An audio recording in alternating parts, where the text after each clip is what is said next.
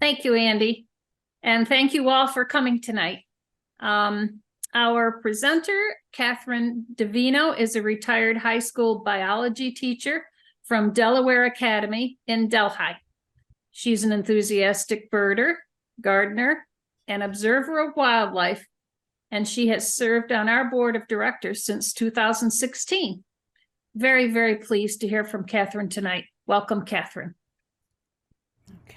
Thank you, Becky, and all who have joined us in the land of Zoom to hear about our encounters in the Galapagos. Is everybody hearing me okay? We all good? Yep. Okay, good. All right, well, and I'm going to start sharing my screen. Let's see. And let's play. There we go. Okay, now let me just tuck some of this out of the way. All righty. So on this opening slide, you see me on the left and my favorite expedition partner, my husband Al, posing atop the island of Bartolome with a great view of some of the Galapagos Islands behind us.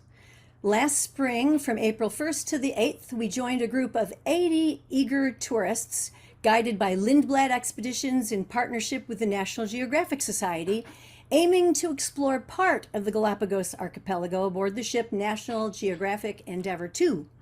During our week among the Enchanted Isles, we walked, paddled, and snorkeled amidst an array of fascinating creatures, many of which are found nowhere else on Earth. Okay, should we go here? There we go. Before I go any further, I should probably confess that this was not my first visit to this incredible place. But back in the spring of 2001, I took a sabbatical leave from my biology teaching position at Delaware Academy, and one of my experiences included a similar trip. I was aiming to walk in the footsteps of Charles Darwin, who visited these islands in 1835 while on his famous voyage on the HMS Beagle. It's fair to say that Darwin's visit here played an important role in helping him devise the theory of evolution by means of natural selection. So, of course, as a biology teacher, I was excited to visit here. The most remarkable thing I witnessed is that the animals there are uniquely unafraid of people. I took this photo in 2001 after a swallow-tailed gull decided that a fellow explorer named Bob made a fine resting place, much to Bob's delight. Many other close encounters with the wildlife left me with really great memories and the hope that I might someday return with Al to share the experience. All right, so let's begin and first get our bearings. Here we see the Galapagos Islands lying 600 miles off the coast of Ecuador. In 1959, the government of Ecuador claimed sovereignty and created the Galapagos National Park. Our trip brought us by air from Miami to Guayaquil, Ecuador, if you can see my little cursor circling it right there. And then the next morning we flew to the islands. That would have been April 1st. So here's the whole archipelago. Let's see, our plane landed first in San Cristobal at Puerto Moreno, so we're here, and that's where we met our ship. Now, as you look at the whole archipelago, you can see that the largest island, which is Isabela here, is actually composed of 5 different volcanoes and resembles a seahorse, in my opinion. Now, geologically, the islands arose directly from the sea, and they're actually the tips of huge submarine volcanoes that emerged from a hot spot in the Earth's crust, similar to what happened in Hawaii. As 3 tectonic plates have slowly moved apart, the islands formed. Española, down in the southeastern corner, is the oldest at 4 million years. Now the crust moves a few centimeters every year toward the southeast, and the youngest island now, Fernandina, up here to and on the left side of your screen, now sits pretty close to the hot spot. The volcano on Fernandina and this volcano Wolf at the north end of Isabela are still very active. You can see that the islands sit right on the equator. That line is the equator. But the climate here is strongly influenced by trade winds and ocean currents, like the very important Humboldt current that brings cool water north along the coast of South America, and then west when it hits the equator to the islands. So the islands tend to be cooler than one might expect at the equator, and these conditions have certainly allowed certain species like penguins to survive here. So to lay out our route, we started again in San Cristobal. Then on day 2, we spent the day down below in Española, stopped at a few places. On day 3, we went to Floriana and spent the day. And then we headed north to Santa Cruz and stayed around there for both day 4 and day 5. And then also visited the nearby island of Daphne Major. Day 6 took us a little further north to a bunch of little islands just to the east of Santiago. On the last day of our expedition, we crossed the equator and went all the way up to Genovesa and spent the day there. And then finally, we headed back south to the island of Baltra, where there also is another airport. And that afternoon, we took a plane back to Guayaquil, stayed overnight, and then back to the States on Easter Sunday. So I hope that gives you our basic route. And let's explore, shall we? So this was our home away from home for 7 days. They fed us well, and they kept us very busy with walks, talks, kayaking, snorkeling. The shipboard naturalists were excellent guides, introducing us to the flora and fauna on each of the islands we visited. So here's day 2. We're back in Española. You see this little inset map gives you a sense of, again, where we are. This is the oldest island, the most southern and eastern island. Now let's see. We started the day at Gardner Bay, doing some snorkeling, and then we went over to Punta Suarez in the afternoon and hiked a trail. Let's see. You can see from the map that Española is the oldest and the most eroded island. The highest elevation is only 206 meters, which is like 675 feet. So let's go see what we found. When we visited Gardner Beach, we were greeted by Galapagos sea lions. This is an endemic subspecies of the California sea lion. In general, all sea lions prefer cool water, and the Humboldt current provides those cool conditions. They love to loaf around in piles on the beach. And they're highly intelligent, curious, and playful, and they often swim very close to snorkelers. This is one of my first photographs of a sea lion who found me in the water. Back on the beach, this beach rock has become a refuge for a group of colorful Sally Lightfoot crabs. The name is thought to have originated from a Caribbean dancer and refers to their inherent agility, jumping from rock to rock and climbing vertical slopes. Here's a closer view. They are important scavengers, feasting on anything they can get their claws on, keeping the shore clear of organic debris. Now you might find it surprising to see what the babies look like. This is a juvenile Sally Lightfoot crab, and because they're small and vulnerable, their dark color allows them to blend really well with the black lava at the shoreline, and they avoid being eaten, essentially. I was very pleased that on our first snorkeling outing, I saw, again, large schools of these yellow-tailed surgeonfish in the shallow reefs. There were often hundreds of them at a time. Now, if you go in a little closer, okay, this fish is just about a foot long when it's an adult. And if you look carefully at the base of the tail, it is sporting 3 scalpel-like spines that offer it defense, hence the name surgeonfish. So I guess you don't really want to get too close to these guys. In the afternoon, when the sun was beginning to dip past noon and it wasn't quite so hot, We were transported by Zodiac to the trail at Punta Suarez.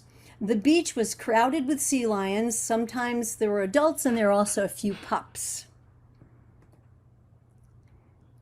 Now, this is a general view of the very worn down landscape.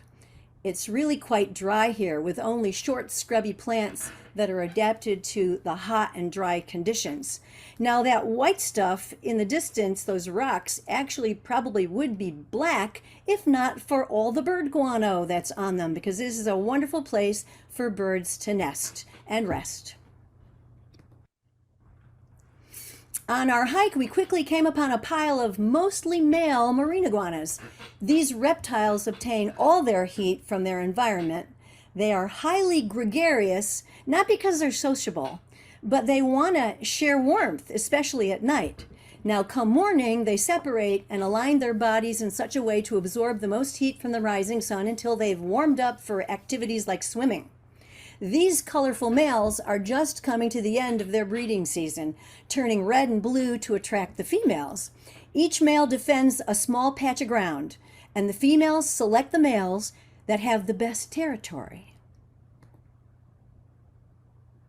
This handsome male has a bunch of raised triangular scales on the top of his head.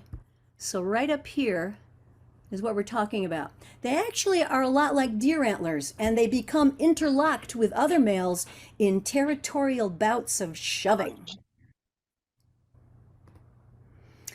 On Espanola, the females also might turn colorful. Like this one has a little bit of red and blue, and that's a girl. That only happens during the breeding season. There's a lot of aggression happening here. So if you want to, masquerade as a boy, you might do better, I think is the issue. So about 5 weeks after mating, the females dig burrows with their powerful claws, and they lay 1 to 4 eggs. Then they defend their burrows against other females. When we arrived, the females were very busy digging burrows for their eggs. And they were all over the trail, so we had to be really careful where we stepped. It takes 3 to 4 months for hatchlings to emerge. Now, the endemic Galapagos marine iguana is the only true marine lizard in the world. They are excellent swimmers, holding their legs close to the body and then propelling along with powerful strokes of their flattened tail. Now, marine iguanas are mostly vegetarian. They scrape algae like this ulva or sea lettuce off the rocks near shore. Once back on shore, they warm up on hot rocks, and that also aids in the digestion of their meal. All right, so we're going to leave marine iguanas behind. There's another lizard to see. Okay, there are 7 endemic species of lava lizards among the islands. They are small lizards ranging from 6 to 12 inches long. They prey on all sorts of arthropods like centipedes, scorpions, and flies. Males are larger than females, and here we have a male up on a rock where they like to show off. During mating season, the females are the ones that are more colorful. So this is a female Espanola lava lizard. Okay, let's see some birds. There's a lot of them here. This is a Nazca booby colony. Nazca boobies are large, dazzling white seabirds. And the Galapagos are home to about 50% of the worldwide population of Nazca boobies. There was a large colony of birds nesting all along the rocky outcroppings near shore here on Espanola. So here's one beautiful bird up close, showing its black wing and tail feathers and that dazzling white body. Out to sea, they are very powerful plunge divers, feeding mainly in deep water, in association with dolphins and other predators seeking the same fish for food. Now, we observed birds in various aspects of breeding. This is a courting pair, and they were in their early stages of courting. There are many behaviors that resemble well-choreographed dance moves, such as lifting feet, bowing, pointing at the sky. They are displaying their good health to a potential mate. Like humans on a date, they bring little gifts, such as a beautiful feather? Or how about a precious little pebble? They do not build a nest, but the gifts become part of the scrape of rock where they lay their eggs. Now, if all goes well, they will produce one surviving chick. This parental bird is actually shading its pretty helpless looking chick from the sun and protecting it from predators like marauding frigate birds. I hope you can see this little birdie down here. He's pretty bare, so it hasn't been very long since he hatched out. Now, after 2 months, they are covered with downy fluff and they're much more sturdy. I'm not sure they're very pretty yet, but they're kind of fluffy. Okay, now moving on. Near the end of the trail, we found this lava lizard displaying on a trail sign. They're very territorial and they display by doing a series of push-ups for both threat to competitors and to, court the ladies. At the trail's end, we observed a phenomenon called the blowhole, an interesting feature of the coastline. As the tide comes in, the waves send water into a crack below, which then comes shooting up, resembling a whale spout. I've got a little video of this. See if you can.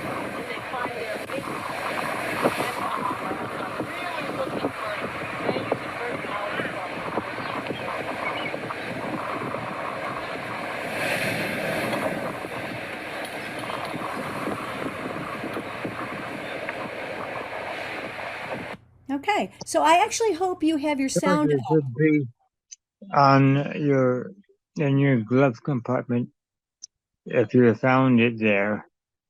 So not the blue one, but the other one. Okay. Anyway, I just want to make sure everybody's sound is up because there is actually some audio to hear. I don't know if you could hear the whistling sounds along with the sea sounds in there, but those are booby sounds, and so we'll come back to that pretty soon. All right, now let's see. Speaking of boobies, now this may not be the most beautiful angle to photograph a blue-footed booby, but it was an opportunity not to be missed. You can see if you look carefully, this bird is protecting 3 to 4 eggs. You can actually see one egg right in the sunlight pretty well. But if you look really closely, there are actually 1, 2 more, possibly 3 more. So they have up to 4 eggs. So it could be that many eggs that are in there that she's sitting on. We'll come back to the blue-footed boobies later. All right, now, probably the most iconic animals that are associated with Charles Darwin and the development of evolutionary theory are the so-called Galapagos finches. When I was teaching, the textbooks spoke about 13 species of finches on the Galapagos, but the modern field guides now reveal that there are 17 species throughout the islands. Genetically, they found that they share a common ancestor with a bird from South America with the unfortunate name the dull-colored grassquit, who is a seed-eating tanager, not a finch at all. We could probably do an entire program just on these birds, if you could find the right person, and that would not be me. The modern species are believed to have evolved from a small flock of ancestral birds that arrived here several million years ago. Finding no competition from similar birds, they settled, multiplied, and spread out to different islands, adapting their feeding habits to the local conditions. In short, they evolved. Now, as far as this bird is concerned, he was one of a few that I was actually able to photograph, and this is my poster child today for all of the finches. My best guess as to the identity of the bird is that it's the Espanola ground finch. Now, a respected ornithologist once said, "It is only a very wise man or a fool who thinks he is able to identify all of the finches he sees." So I humbly admit my shortcomings in finch ID. Now, the photo on the left is that of a finch nest. I did not have many opportunities to see many varieties of finches during this trip. It's rather a luck thing, whether they show up or they don't. So these photos will have to suffice to represent all of these famous little birds. This endemic dove is the only dove found in the Galapagos. It's very common on islands where there are no cats.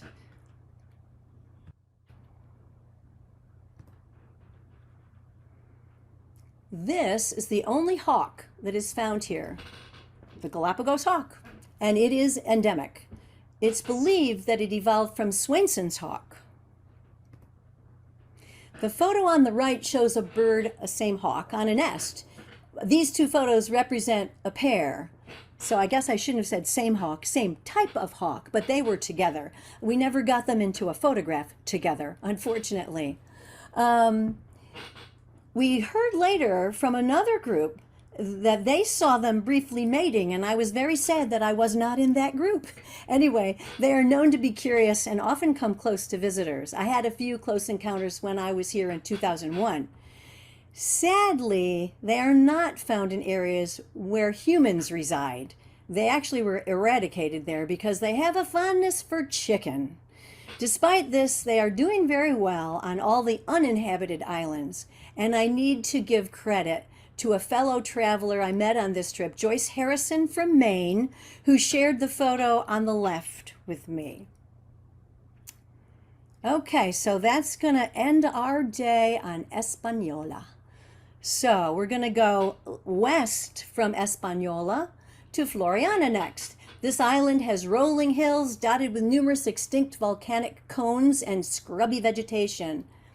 There's actually about 200 people that inhabit this island at Porto Velasco Ibera over here. And you even see there's a little road as well. This is actually the smallest population of any of the inhabited islands. If you see there's a blue star at the top or the north end, that's where we took an early morning hike near Punta Cormorant, and we snorkeled near Champion Island over to the right of that, and then went over to Post Office Bay and did some kayaking in the afternoon. So let's go see what we saw. We found several groups of blue-footed boobies courting near the shore at Punta Cormorant. I think this photo nicely shows the main difference between the sexes. The female on the right appears to have large, darker pupils. That's really kind of an illusion. This is only because the iris has black marks. So you see the male has these beady little eyes, it looks like. But again, their pupils are actually the same size. The females are also about 25% larger. You know, if you get them close together, maybe you'd see that. Now here's another pair, which I think just makes me giggle when I see it. They offer different kinds of vocalizations that also helps you tell them apart. The female, such as this one on the left, is a honker, and she makes a sound more like honk, honk, honk, honk, which is really not very ladylike at all. And then the male on the right is a whistler, and I can't really whistle very well, but it's a very breathy, kind of ethereal sort of whistle that might actually go down in pitch. You might have heard the male whistling when we were looking at the blowhole picture before in the background. Okay, so worldwide, this bird is beloved for its endearing courtship dance, as the birds slowly rock from side to side, displaying their beautiful blue feet. The blue color comes from the nutrients in the fish they eat. The bluer the feet, the healthier the bird, and healthier birds make more desirable mates. Here's a pair that are courting, and they're swaying in synchrony, showing off their lovely blue feet. Now, sky pointing is a very dramatic move, and they also do this with a drawn-out descending whistle. That's the apex of male courtship. Copulation usually follows soon after if all goes well. Now, this is kind of an odd photograph. We couldn't really figure out kind of what was going on here. Is this group courtship? Anyway, but it did make me laugh a little, so I had to bring this in here. And while we're at it, I probably should tell a little bit more. Like The Nazca boobies, blue-footed boobies, are also plunge divers, although they usually feed closer to shore in shallow water, kind of kamikaze style. While these birds are found elsewhere, the Galapagos is a stronghold for the species. Blue-footed booby numbers are on the decline and being monitored by the local researchers. So, after a short walk further inland, we came upon a shallow, salty lagoon where a flock of American flamingos were feeding. Here's a little closer view. They collect tiny aquatic creatures with their beaks that act like a strainer. They derive their pink color from microscopic algae. The Galapagos population is the only one found in the Pacific Ocean. Their numbers are in decline due to habitat loss from sea level rise and periodic El Nino flooding. Now, an interesting thing that came to mind was in 2017, two vagrant Chilean flamingos showed up and they decided to stick around. They're actually still there, although they're not believed to be breeding here. I saw at least one of the pale birds on the far side of the lagoon, but I didn't really get a very good picture of it. So I inserted this better photo from a famous photographer, Tui de Roy. The Chilean species on the right here is distinctly paler in color. The neck is a bit stockier. The legs are greenish yellow with very dark tarsal joints or knees. So let's leave the flamingos and move around to the post office barrel. This post office barrel is a historical marker that is still used for an old mail swap tradition going back to the days of whaling. I sent a postcard to a friend in Webster, New York. It took her a little while to get it, but she did get it. Okay, so we're leaving Floriana behind and moving north to Santa Cruz. Now, we stopped first at Porto Ayoro at the south end of the island. We didn't really do anything in the water this day. We did everything on land. Now, Porto Ayoro is home to about 18,000 people, and it's the economic hub of the island. If you notice, there are several roads that go through, and then there's even an airport at the top end. So this is a very well-inhabited island. We also traveled to the lush highlands. If you see the blue star, that's where we went by bus in search of giant tortoises. So our first stop were the park headquarters and the visitor center, as well as the Charles Darwin Research Station right next door. This is where scientists gather information for the conservation of the archipelago's unique biota. The Giant Tortoise Captive Breeding Center is located here, and it was started in 1965. Its purpose is to preserve the tortoise population of various Galapagos species. The center collects tortoise eggs and hatchlings, and after about 4 years, they will release them on the islands of their origin when they're sure they can survive on their own. On many islands, introduced rats and goats have threatened tortoise survival. These two were very cute little guys. They're only about 4 inches long. You see they have numbers on the back so they can keep track of them. Now, the center also houses a number of adults, often reclaimed from the pet trade. Imagine getting a baby Galapagos tortoise as a pet and realizing it could live like 150 years and could get like to be 600 pounds. You probably would think you need to move it on to someplace who they could take care of it. So that's what a lot of these adults are from. Anyway, there are 2 main carapace or shell types that have evolved here. This saddleback variety evolved in more arid conditions where they need to stretch up high to reach for food. They tend to be smaller in stature and much more aggressive with each other than the tortoises with a dome-shaped carapace. In fact, a very aggressive stance is to stretch your neck as high as you can and just stand like a statue to demonstrate your dominance. Now, I'm sure everyone knows the story, the sad story of Lonesome George, last of his kind from the island of Pinta. He was discovered in 1971, all alone, and brought to the breeding center to live. He never successfully produced any offspring, and then died of natural causes in 2012 at an estimated age of 110. The American Museum of Natural History preserved his body and designed the special climate-controlled room where he is on display. So there's the remains of Lonesome George. Now this adult tortoise has the dome-shaped carapace we were talking about as the other type. Now this is typical of tortoises living in the lush highlands, where there's lots of low growth that you have to push through like a tank. Charles Darwin wrote about taking rides on the top of these gentle giants. They are without a doubt the archipelago's most celebrated animals. At midday, we traveled by bus up into the highlands to search for wild tortoises. As we turned off the highway and began traveling down a narrow road leading to Rancho El Manzillo, I began to see tortoises of all sizes along the roadside and in the fields.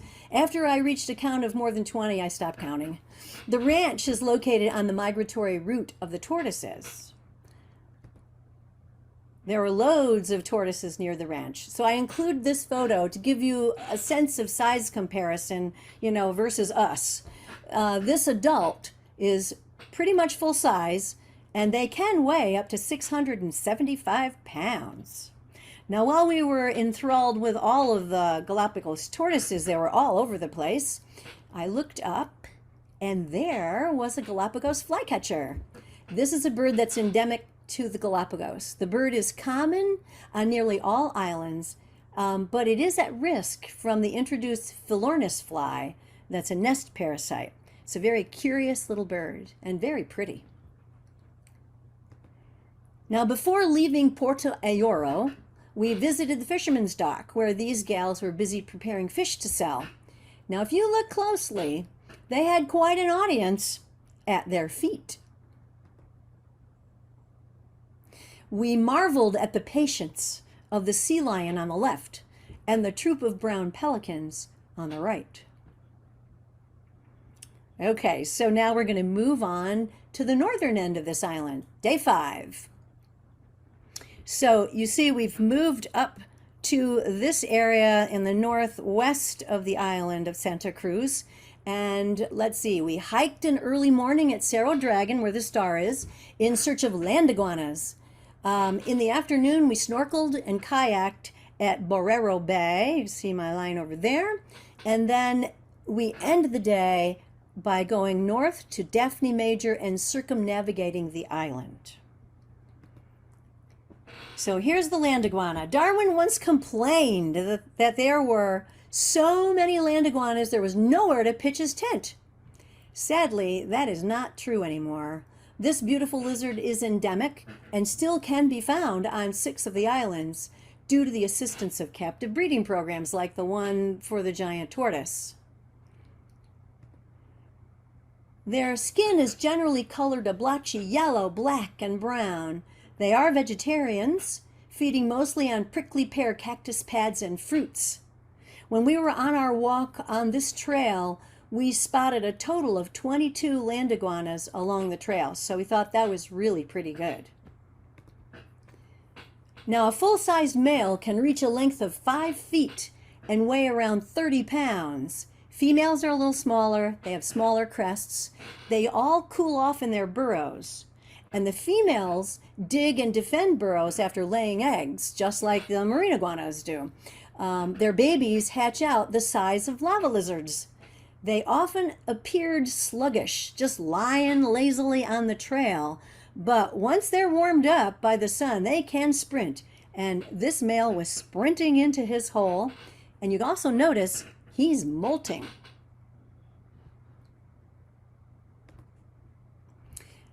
Continuing on the trail, we pass a lagoon where black-necked stilts were feeding. These are common here, but they range throughout the Americas, so they're not endemic per se. The mockingbirds were the first birds to provide hints about evolution to Darwin. There are 4 species of mockingbirds in the Galapagos, and the 3 most southern and eastern islands each have their own unique species. This bird on Santa Cruz is found on this island and almost all the rest of the other islands. It's an omnivore, feeding on berries, flowers, insects, and carrion. It's very territorial, and I captured a short video of typical vocalizations that are quite different from those we hear from mockingbirds at home. So be sure you have your sound on. We'll give them a chance to sing for us.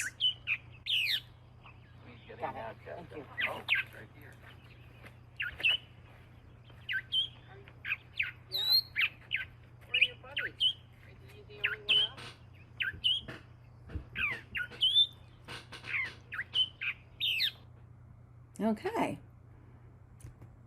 All right, later in the day, we were kayaking and came upon this lava heron, pictured on the left, hunting in the mangroves.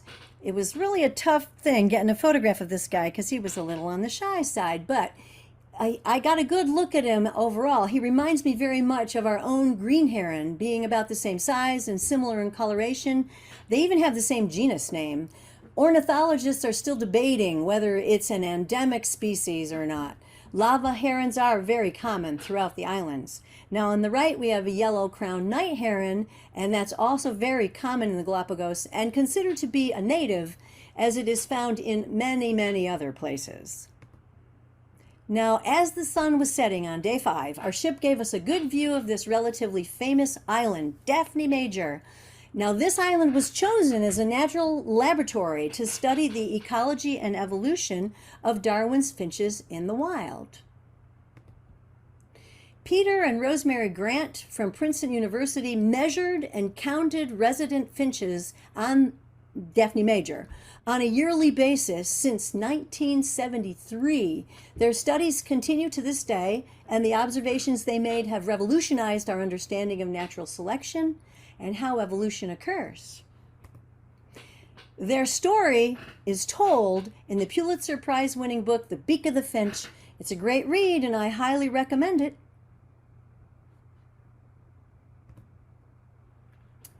Okay, so we're now up to day 6.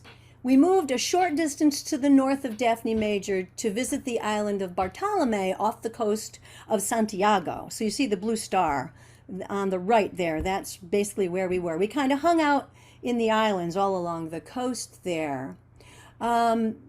We actually climbed to the top of Bartolome in the morning, and later that day we experienced the best snorkeling of the trip.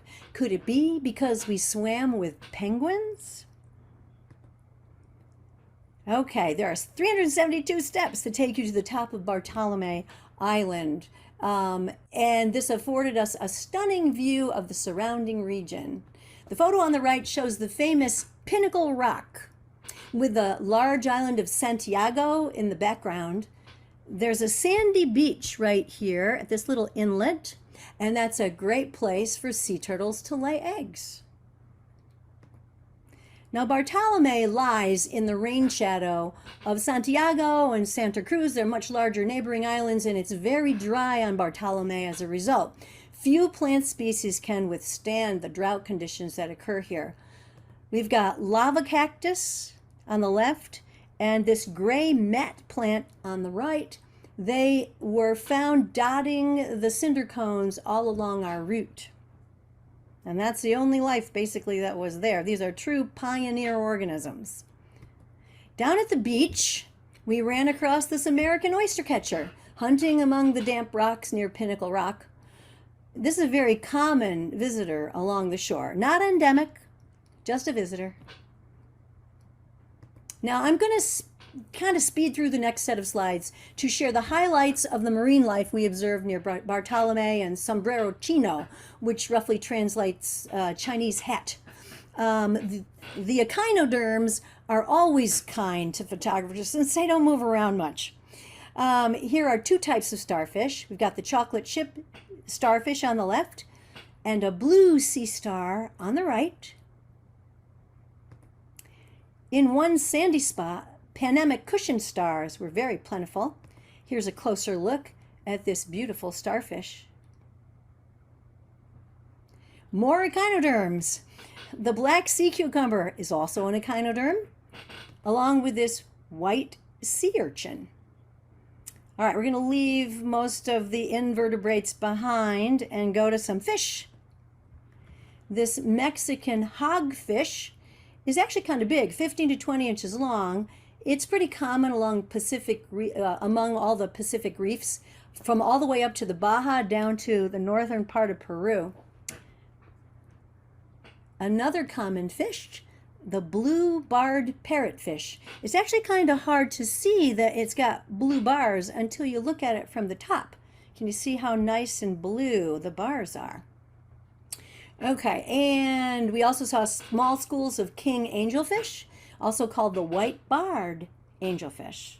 I think you can figure out why. I just love the polka dots on this guinea fowl puffer. Now it looks kind of huge here, but it was about 10 inches long. So now for one of my very favorite creatures. This Galapagos octopus is well camouflaged. Now you can see him all curled up, and let me point out his eyes. This is one eye, and there's the other eye. He's actually looking straight up at me, and behind here is the siphon that he uses to shoot water out for jet propulsion when he's alarmed. A very cool critter and very intelligent. These the cartilaginous fishes are represented by, first of all, this diamond ray on the left and this white-tipped reef shark on the right. You can see the shark is swimming away since I was not on his menu. All right, to conclude the undersea highlights, I am delighted to present the Galapagos penguins, an endemic species and the only penguins that live near the equator. Most of them are found near the island of Fernandina. We didn't get to go there on this trip, but there are two tiny colonies here near Santiago and also near Floriana. They are endangered, their numbers having dropped by half since the 1980s. When we came upon them along the shore, it really started to rain, and so a few of them took a plunge. Photographing them was a challenge, as they tend to move like a missile when they enter the water, but sometimes they come to the surface and bob like a duck. I'm not sure if this fellow was looking at me or searching for small schools of fish to chase. And one more view from the rear. You got to say that round belly and those stubby toes really contribute to the major cuteness of Galapagos penguins. Okay, so that will be the way we end our day near Santiago and Bartolomé. So on to the final day 7, where we went to one of my very favorite islands, Genovesa. We went straight north and crossed the equator to get here. The blue star indicates where we disembarked by zodiac and went up some rocky, rough steps to hike a trail along the sea cliffs where many seabirds were nesting. This is actually a good point to also bring up gulls. These are swallow-tailed gulls, and they come to the Galapagos to breed. These elegant gulls have pink legs and huge bulging eyes. The one on the right really shows how bulgy those eyes can be, with their beautiful orange eye rings. This is the world's only nocturnal gull, and it has a pelagic lifestyle, feeding far out to sea. It uses its enormous eyes to target squid and fish that come to the surface in the darkness. Another gull, the lava gull, is an endemic coastal scavenger and represents the rarest gull species in the world, with an estimated population of only 500. This guy was very kind and landed on our ship, so I got a really good photo. You see he's got a lovely little partial white eye ring. Otherwise, he's sort of sooty gray. All right, let's move on. I must confess that the red-footed boobies will always be my favorite type of booby.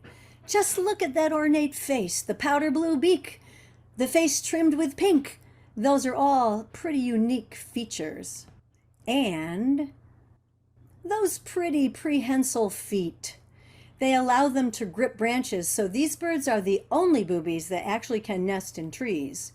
If you were very observant, you may have noticed that the body color of this bird is different from the brown bird I showed you in the past slide. Here's the rest. This white morph is much less common than the brown morph. Let's put them side by side so you can see. Unlike the Nazca and the blue-footed boobies, the red-footed boobies roam the tropical oceans, skimming fast and low over the surface, mainly feeding on flying fish that they scare into flight. Hanavesa has the world's largest nesting colony of these beauties. All right, a couple more birds left to go. How about a pirate? Because they commonly steal from others, frigate birds are known to be the pirates of the air. They actually perform most of their life functions in flight, feeding, preening, bathing, and even sleeping for a few minutes while catching a thermal updraft. But for reproduction, they must come to land. Hanavesa hosts a large number of nesting birds. This is a male great frigate bird, has inflated his courtship balloon, hoping to attract a mate. It takes about 20 minutes for inflation. And he can also fly with it inflated if he wants to, too. I should also point out that there is another variety of frigate bird here called the magnificent frigate bird. It's a little bigger, and it also has more purpley feathers. You see these beautiful green, shiny feathers on its back. Well, the magnificent one has more purpley feathers. It's actually pretty hard to tell these guys apart, even though both of the species are actually found here. I only actually have photographs of the great frigate bird. So how about a female? This female has already started nest construction. It's kind of a loose collection of rather rough-looking twigs there. And she's displaying her beautiful white breast and her red eye ring. She even has a little bit of greenish glint in the feathers on her head when the sun shines on her. And this is what a juvenile looks like. When it fledges, it sports a totally white head and a breast with tinges of rust. The rest of the bird's black. It's actually noteworthy that in September, the Park Service reported finding their very first 3 cases of avian influenza among the birds on Hanavesa. And it was the frigate birds and the boobies that actually were the ones that fell victim and got sick. This is definitely a story I will be keeping my eye on. So when our trail reached the cliff edges, we were forced to stop. We're not allowed to go any further. But we did observe dozens of petrels swirling about, coming and going from the sea and the cavities along the ledge where they protect their chicks. These ones in the air are mostly wedge-rumped storm petrels that are year-round residents. We were also on the lookout for short-eared owls who prey upon them. The arrow, if you can see it here, it's kind of dark, but this is our little short-eared owl that we found standing in wait. He's quite a distance away from where we were. So I inserted this photo to give you a better idea of what this short-eared owl looks like. Photo credit for this one goes to Carolyn Long. This owl is an endemic subspecies closely related to those we see here in New York and in many places throughout the world. They are common on most Galapagos Islands and regularly hunt during the day by waiting outside the burrows of birds and pouncing on them. They also catch a fair number of rodents as well.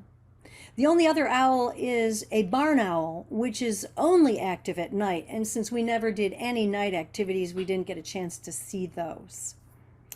Well, that brings me to the end of my journey highlights. I hope you've enjoyed the trip, and thank you all for tuning in. So, if there are any questions, I'll see if I've got any answers. We have a question from Gray. How is Galapagos visitation controlled? Well, you know, that's a really good question. I'm not sure I have a full answer for that, but you certainly do need to pay to be in the park.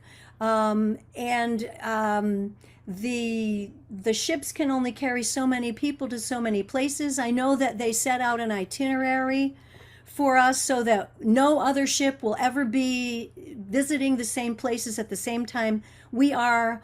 So I guess that there's just a schedule that the ships need to tap into from the Park Service, and they control where they're allowed to go, when they're allowed to go, and all of that. So I know that the Endeavor II is generally making trips every week, and I know there are other outfits also that do this. So I really don't know any more details about what their quotas are or anything like that. I hope that's somewhat helpful. And a related question, Kathryn, was, do you know why your tour didn't go to the largest island? Oh, well, I guess they decided that it would be better to concentrate their efforts on the eastern side. And actually, the next group that would follow us, the week after ours, they were going to go over there. So they kind of go back and forth. One week they go over to the western area, and then you could see the flightless cormorants and a whole bunch more penguins, for example.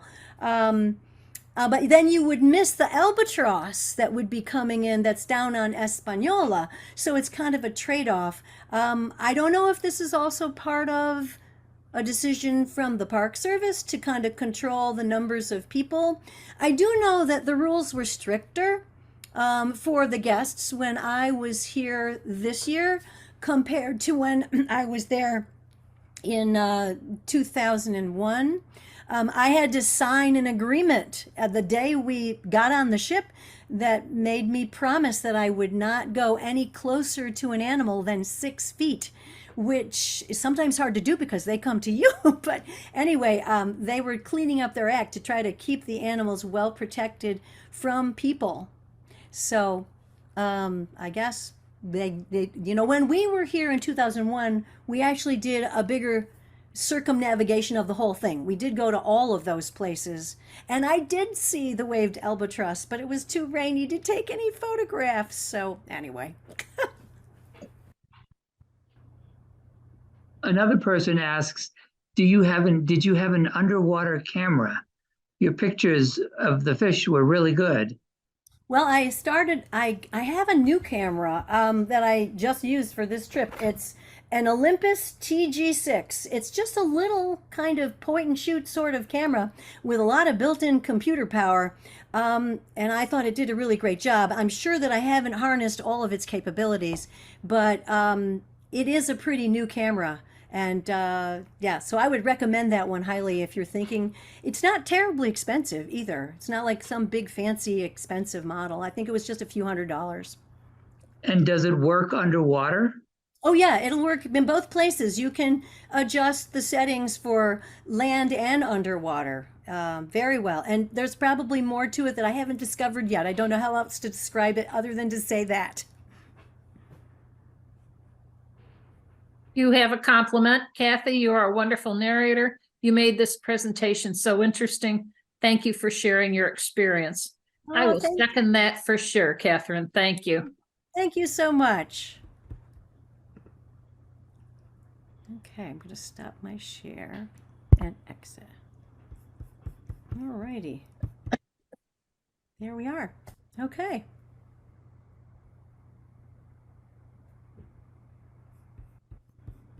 Okay, if we're finished with questions, then yes, thank you, Kathryn. That was an amazing trip. I'm sure we're all jealous, and it's great that that special place is protected and from you know, over visitation. It certainly could easily be ruined, but I think your experience shows that the animals are still well protected. So, thank you. At least hanging in there at this point. I think that they work very hard to protect them. Yes. May I insert one more question? Oh, sure. How big was your group and how were your guides? There were a total of 80 passengers on the ship, and we broke up into groups of about 12 to maybe 16. And there were like, I think 6 naturalists that would take us around on zodiacs and hikes and wherever. They were excellent. They are certified.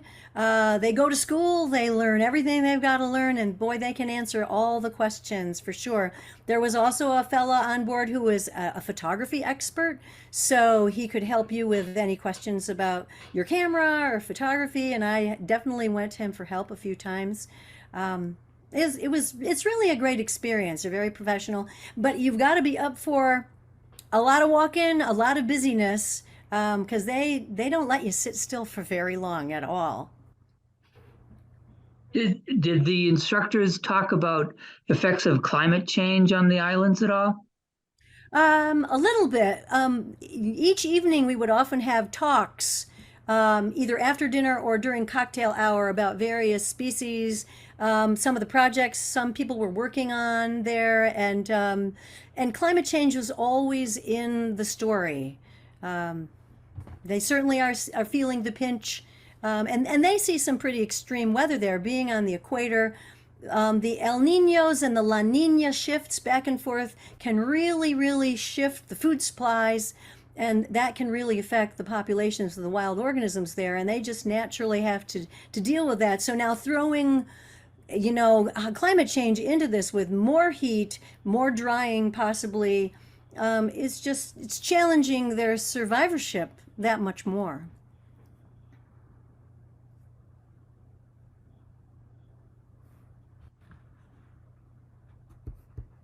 Okay, well, thank you, Kathryn, and thanks to everybody who joined us. And hope everyone has a happy Thanksgiving and gets out to see some birds. Okay. Thanks. Good night. Okay. Thank you.